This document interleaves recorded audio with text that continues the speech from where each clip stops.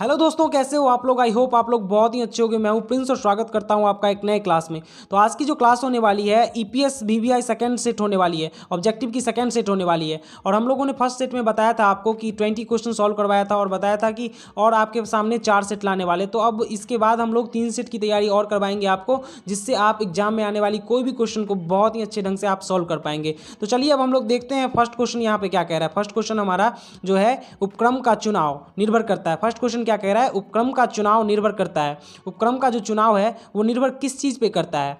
Option number A है एकाकी व्यापार, ऑप्शन नंबर बी क्या बोल रहा है साहसी का अधिकार, ऑप्शन नंबर सी है साहसी की स्वयं की योग्यता, और ऑप्शन नंबर डी है क्या उपयुक्त में से कोई नहीं। तो देखिए उपक्रम का जो चुनाव करेंगे वो किस चीज पे निर्भर करेगा। एकाकी व्यापार पे निर्भर नहीं करेगा, साहसी का अधिकार पे भी निर्भर नहीं करेगा। वो करेगा किस चीज पे निर्भर, साहसी की स्वयं की योग्यता, उसकी कितनी योग्यता है उसके अकॉर्डिंग वह व्यापार को चूज करेगा, किसी भी उपक्रम को चुनाव करेगा। जैसे कि मान लीजिए अगर साहसी का योग्यता कम है तो वो अपना मतलब अपने अकॉर्डिंग वो व्यवसाय को चयन करेगा। साहसी की योग्यता बहुत ही ज़्यादा है तो उसी के अकॉर्डिंग वह क्या करेगा, किसी भी व्यवसाय किसी भी उपक्रम को चयन करेगा। तो क्या हो जाता है, उपक्रम का चुनाव निर्भर किस पे करता है, साहसी की स्वयं की योग्यता पे। तो इसका राइट आंसर क्या हो जाएगा, इसका राइट आंसर हमारा सी हो जाएगा। अब चलिए हम लोग दूसरे नंबर क्वेश्चन की ओर बढ़ते हैं। दूसरा नंबर क्वेश्चन क्या कह रहा है, देखिए स्थापना में आसान होता है। स्थापना में आसान होते हैं, कैसी कंपनी को स्थापना में आसान होता है, कैसी जो व्यापार होती है उसको स्थापना में आसान होता है। देखिए पहला ऑप्शन कह रहा है एकाकी व्यापार, दूसरा साझेदारी फॉर्म, तीसरा संयुक्त पूंजी कंपनी और चौथा उपयुक्त में से कोई नहीं।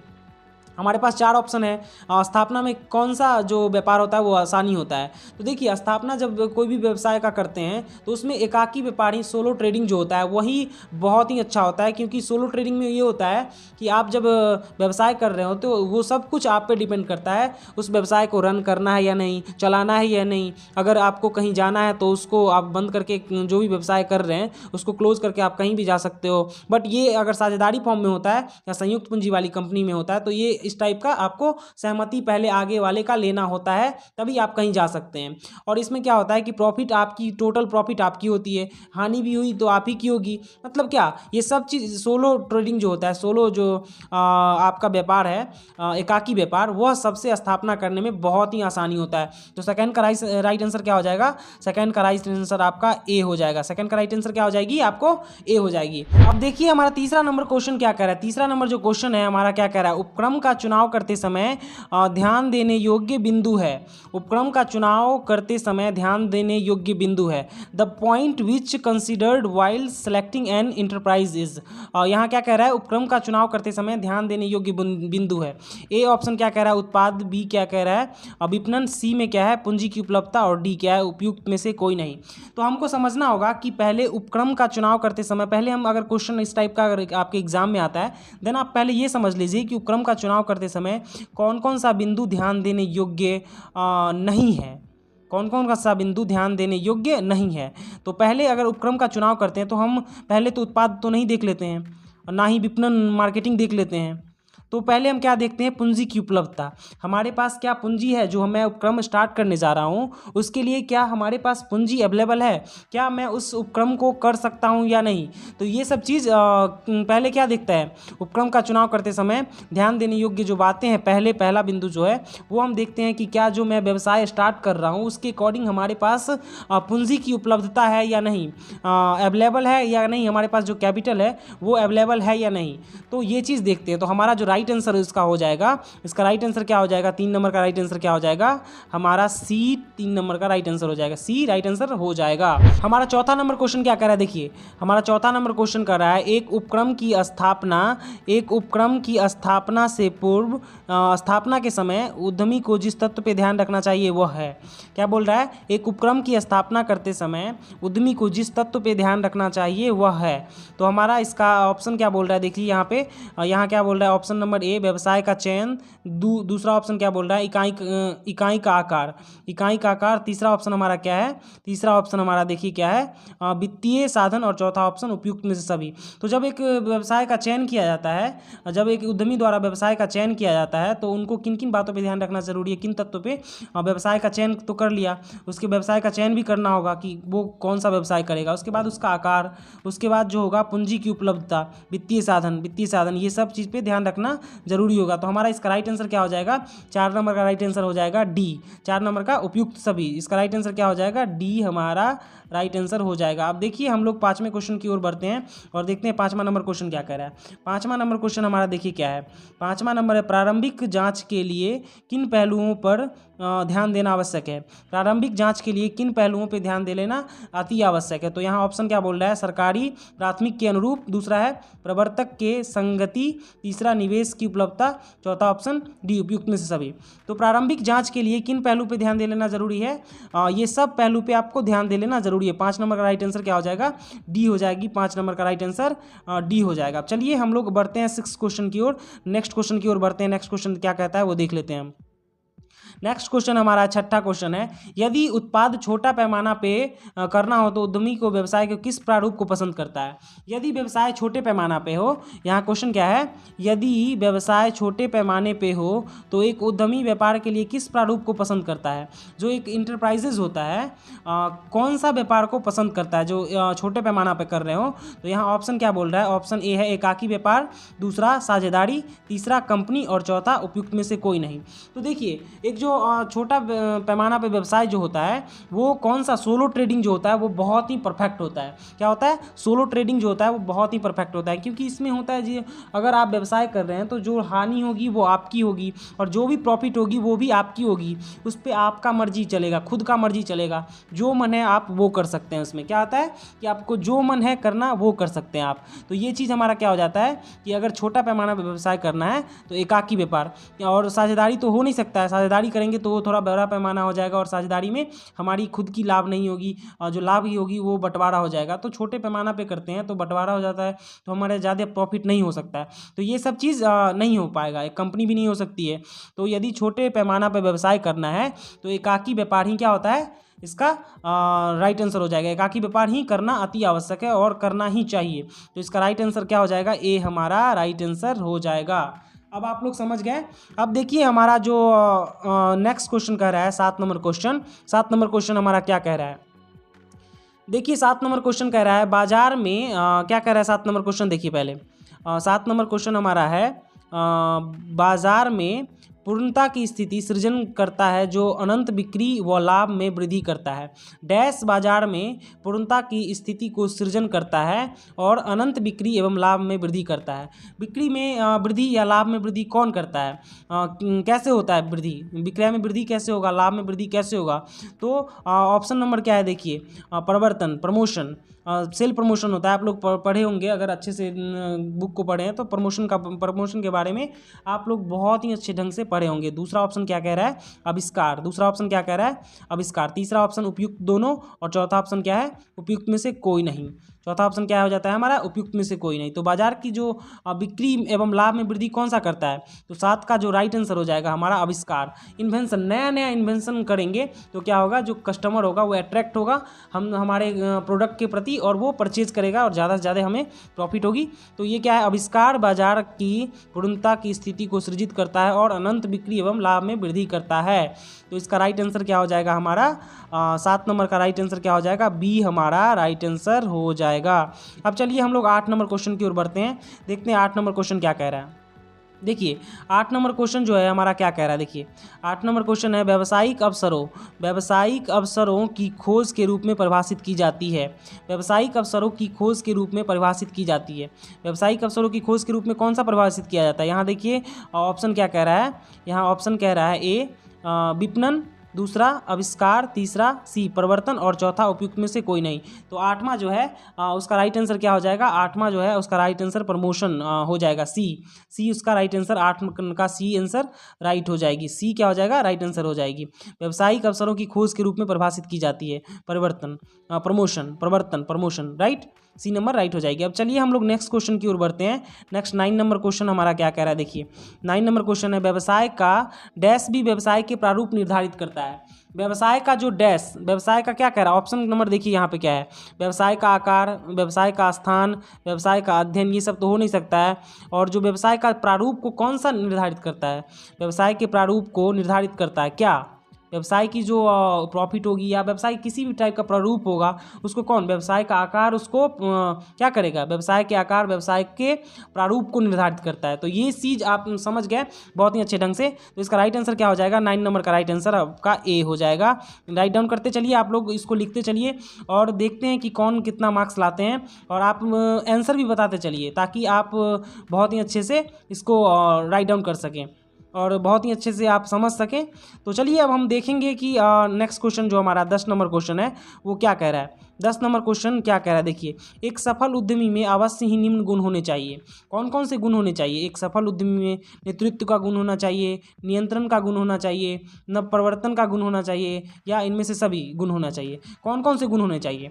तो एक सफल जो व्यापारी होता है या एक सफल उद्यमी जो होता है उसमें एक गुड लीडरशिप भी होनी चाहिए, एक कंट्रोलिंग पावर भी होनी चाहिए, इनोवेशन भी होनी चाहिए, न्यू आविष्कार करे और मार्केट में लाए। तो एक सफल उद्यमी जो है उसे एक गुड लीडरशिप, ताकि वह एक अपने व्यवसाय को अच्छे से रन कर सके, इसलिए उसको गुड लीडरशिप होना अति आवश्यक है। तो हम ज़्यादा एक्सप्लेन नहीं बताएंगे, देख लीजिए, मैंने एक्सप्लेन कर दिया आपके सामने कि एक गुड लीडरशिप होना चाहिए, उसमें कंट्रोलिंग पावर होना चाहिए और नव परिवर्तनकारी, क्यों जो देखते हैं मार्केट में कुछ नया करके लाना ताकि कस्टमर हमसे अट्रैक्ट हो। इसका राइट आंसर क्या हो जाएगा, डी, उपयुक्त में से सभी, ये सभी गुण होना अति आवश्यक है।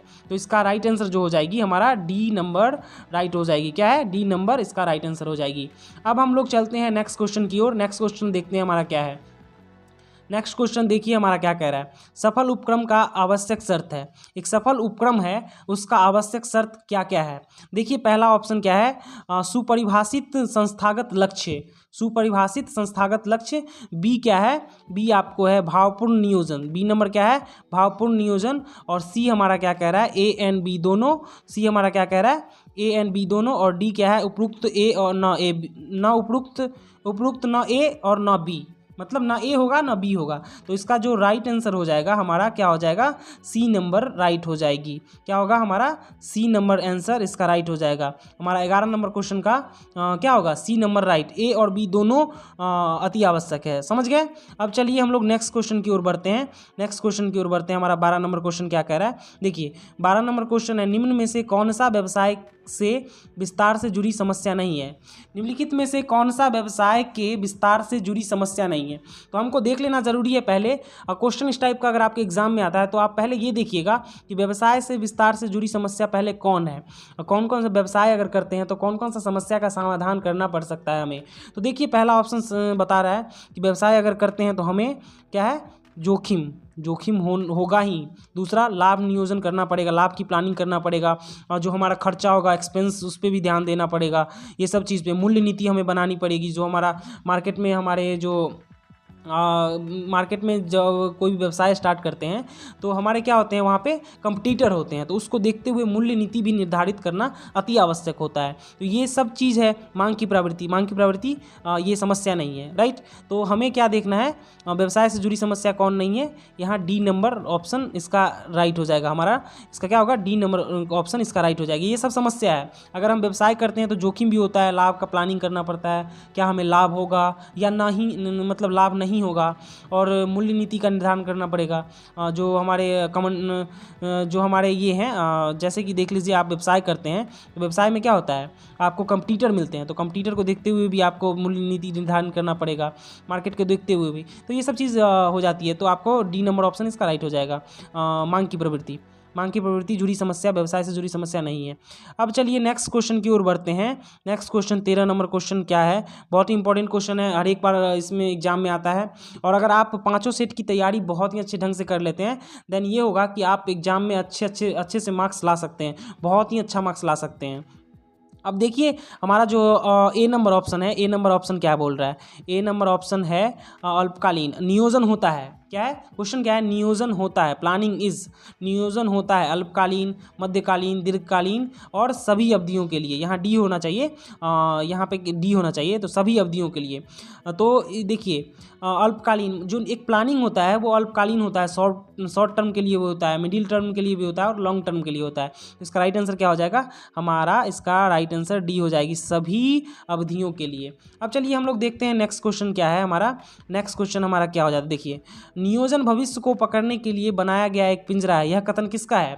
नियोजन भविष्य को पकड़ने के लिए बनाया गया पिंजरा है। A plan is a trap to capture the future, this statement is off. मतलब यह स्टेटमेंट जो है किसका है? यह कथन जो है यह किसका है? किसने दिया था यह कथन? नियोजन भविष्य को पकड़ने के लिए बनाया गया एक पिंजरा है। तो ऑप्शन बोल रहा है न्यूमैन, दूसरा ऑप्शन क्या है? हर्ले, तीसरा ऑप्शन एलेन और चौथा ऑप्शन हमारा जॉर्ज टेरी। जॉर्ज आर टेरी इनका फुल नाम है, जॉर्ज आर टेरी।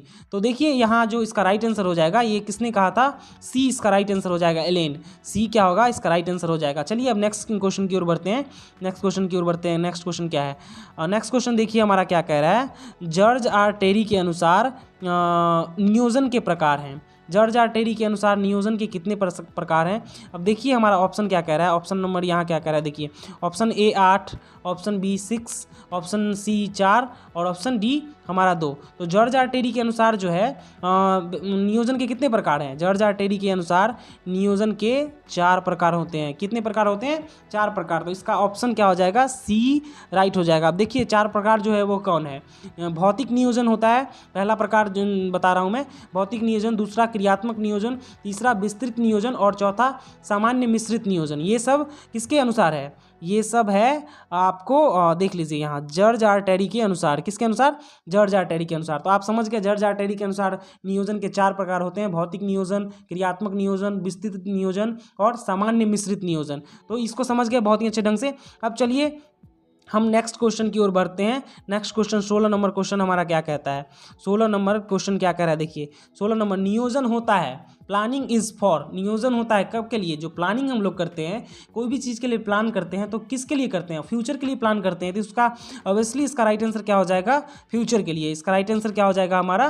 जो हमारा 16 नंबर क्वेश्चन है उसका राइट आंसर क्या हो जाएगा? बी हो जाएगा। इसका राइट आंसर हमारा बी हो जाएगा। जो प्लानिंग होती है वो फ्यूचर के लिए होती है। बीत गया उसके लिए तो प्लानिंग नहीं होगी, वो तो चला गया। और प्लानिंग कब के लिए होगी? फ्यूचर के लिए, कि फ्यूचर में हमें व्यवसाय में क्या करना है या किसी भी टाइप का प्लानिंग जो होगा वो फ्यूचर के लिए होता है। तो इसका राइट आंसर क्या हो जाएगा? इसका राइट आंसर हमारा बी हो जाएगा, भविष्य के लिए। क्या हो जाएगा? भविष्य के लिए। चलिए अब नेक्स्ट क्वेश्चन 17 नंबर क्वेश्चन की ओर बढ़ते हैं। नियोजन है, प्लानिंग इज, नियोजन क्या है? किसी व्यवसाय या किसी भी जगह नियोजन क्या है? पहला ऑप्शन क्या कह रहा है? आवश्यक, दूसरा अनावश्यक और तीसरा समय की बर्बादी और चौथा धन की बर्बादी। तो नियोजन अगर करते हैं हम तो नियोजन क्या है? नियोजन आवश्यक होता है या अनावश्यक होता है या धन की बर्बादी है या समय की बर्बादी है? तो नियोजन जो है आवश्यक होता है। किसी भी चीज़ में आपको प्लानिंग कर लेना अति आवश्यक होता है ताकि आप एक गोल तक पहुँचे, आपकी जो मोटिव है वहाँ तक पहुँचे। या आपका जो व्यवसाय में प्रॉफिट कमाना है तो प्रॉफिट कमाने के लिए भी तो आपको एक प्लानिंग करनी होगी कि हम कैसे कस्टमर तक पहुँचेंगे ताकि कस्टमर हमसे जुड़ेंगे और उस प्रोडक्ट को परचेज करेंगे और हम ज़्यादा से ज़्यादा प्रॉफिट कमाएंगे। तो इस सब के पीछे क्या था? एक प्लानिंग थी। तो प्लानिंग आवश्यक है। इसका राइट आंसर क्या हो जाएगा? 17 का राइट आंसर हमारा ए हो जाएगा राइट आंसर। अब चलिए हम लोग नेक्स्ट क्वेश्चन की ओर बढ़ते हैं। नेक्स्ट क्वेश्चन 18 नंबर क्वेश्चन क्या कह रहा है? नियोजन सभी प्रबंधकीय क्रियाओं का है। नियोजन किसी भी टाइप का प्रबंध किए, of all meningeal activities planning is the क्या है? नियोजन सभी प्रबंधकीय क्रियाओं का क्या है? पहला ऑप्शन क्या है? देखिए प्रारंभ, दूसरा ऑप्शन अंत, प्रारंभ एवं अंत दोनों, डी इनमें से कोई नहीं। तो नियोजन जो है, जब हम किसी भी प्रबंधकीय क्रिया या किसी भी क्रिया को स्टार्ट करते हैं, मैं प्रबंधकीय क्रिया दिया हुआ लेकिन किसी भी क्रिया को स्टार्ट करते हैं उससे पहले भी नियोजन ज़रूरी है और उसके बाद में भी नियोजन ज़रूरी है, प्लान ज़रूरी है। तो ये सब चीज़ क्या है? इंड करने के लिए भी नियोजन ज़रूरी है और बिगनिंग करने के लिए भी नियोजन ज़रूरी है। तो नियोजन सभी प्रबंधकीय क्रियाओं का क्या है? प्रारंभ एवं अंत दोनों है। तो ये चीज़ समझ लीजिए, आप याद कर लीजिए। ये क्वेश्चन एग्जाम में बहुत बार पूछा गया है। नियोजन सभी प्रबंधकीय क्रियाओं का क्या है? प्रारंभ एवं अंत दोनों है। तो इसका राइट आंसर क्या हो जाएगा हमारा? इसका राइट आंसर सी हो जाएगा। इसका राइट आंसर क्या हो जाएगा? सी हो जाएगा। अब देखिए 19 नंबर क्वेश्चन हमारा क्या कह रहा है? 19 नंबर जो क्वेश्चन है वो हमारा क्या कह रहा है? नियोजन है, नियोजन क्या है? प्लानिंग इज, नियोजन क्या है? और नियोजन पहला ऑप्शन क्या है? लक्ष्य अभिमुखी, दूसरा उद्देश्य अभिमुखी, तीसरा मानसिक प्रक्रिया और चौथा ये सभी। तो नियोजन जो होता है एक गोल ओरिएंटेड भी होता है, ऑब्जेक्ट ओरिएंटेड मतलब उद्देश्य अभिमुखी भी होता है, एक मानसिक प्रक्रिया है, ये क्या है, एक मानसिक प्रक्रिया है, मेंटल प्रोसेस है। नियोजन क्या है, नियोजन हम सोचते हैं कि प्लानिंग क्या होगा मेरा, तो ये एक क्या है, मेंटल प्रोसेस है। तो इसका राइट आंसर जो हो जाएगा डी हो जाएगा राइट आंसर। ये सभी मतलब नियोजन लक्ष्य अभिमुखी भी है, उद्देश्य अभिमुखी है, मानसिक प्रक्रिया है, और इसका राइट आंसर क्या हो जाएगा, डी, ये सभी प्रक्रिया है। तो इसका राइट आंसर क्या हो जाएगा, डी नंबर ऑप्शन में ये सभी दिया हुआ है। तो इसका राइट आंसर क्या हो जाएगा, हमारा डी नंबर ऑप्शन इसका राइट हो जाएगा। अब चलिए हम लोग देखते हैं 20 नंबर क्वेश्चन, और लास्ट क्वेश्चन हम लोग देखते हैं क्या है। एक अच्छी नियोजन होती है, एक अच्छी योजना होती है, एक योजना जो होती है, गुड प्लान जो होती है, वो कैसा होता है। एक गुड प्लान जो होता है, ऑप्शन नंबर ए है खर्चीला, एक्सपेंसिव, दूसरा समय लेने वाला, तीसरा लोचापूर्ण, और चौथा संकीर्ण। तो जो एक अच्छी प्लानिंग होती है, एक अच्छी योजना होती है, वो कैसा होता है, ना ही खर्चीला होता है, ना ही समय लेने वाला होता है। एक अच्छी प्लानिंग जो होती है वो फ्लेक्सिबल होती है, उसको कभी भी चेंज कर सकते हैं, किसी भी मोड में मोड़ सकते हैं उसको, मतलब फ्लेक्सिबल ही होती है वो, हम जिस टाइप से चाहें। क्योंकि अगर हम अच्छा गुड टाइप से प्लानिंग किए हुए, मान लीजिए हमारा बिजनेस अगर लो में जा रहा है, तो हम अगर उसी अकॉर्डिंग हम प्लानिंग किए हुए हैं, तो हम उस चीज़ को प्रॉफिट तक पहुंचा सकते हैं। फिर से हम उस ऐसा और बढ़ सकते हैं जहां हमारा प्रॉफिट हो, ब्रेक इवन पॉइंट पे हम चले जाएं। ब्रेक इवन पॉइंट आप लोग पढ़े होंगे, ज़्यादा वैसा पॉइंट जहां ना प्रॉफिट हो ना लॉस हो। तो हमारा इसके पीछे योजना होनी, अच्छी योजना होनी जरूरी है। और अच्छी योजना क्या होती है, फ्लेक्सिबिलिटी होती है, मतलब लोचपूर्ण होता है, ये समझ गए, लोचापूर्ण नहीं लोचपूर्ण होता है, राइट। तो इसका राइट आंसर जो हो जाएगा 20 नंबर का राइट आंसर हमारा क्या हो जाएगा, सी हमारा राइट आंसर हो जाएगा। तो अभी हम लोगों ने सेकंड सेट की तैयारी की, इसमें हम लोगों ने 20 क्वेश्चन देखा और बहुत ही अच्छे ढंग से आप लोग समझ गए होंगे। तो ये हो जाता है अभी आपका दूसरा सेट कंप्लीट, और हम लोग आपके सामने 3 सेट और लाने वाले हैं, जिसमें आप लोग को 60 क्वेश्चन और होगा, और 60 क्वेश्चन को आप अगर कवर कर लेते हैं देन बहुत ही अच्छा मार्क्स आप लोग लाएंगे, ये मैं 100% गारंटी के साथ बोल रहा हूँ। तो अगर चैनल पे नए हैं तो चैनल को सब्सक्राइब कर लें, बेल आइकन दबा लें, और अपने दोस्तों के साथ भी शेयर कर लें, ताकि वो भी इस सेट को पढ़ के बहुत ही अच्छा से अच्छा मार्क्स ला सकें। चलिए अब मिलते हैं हम लोग नेक्स्ट सेट में, तब तक के लिए बाय बाय।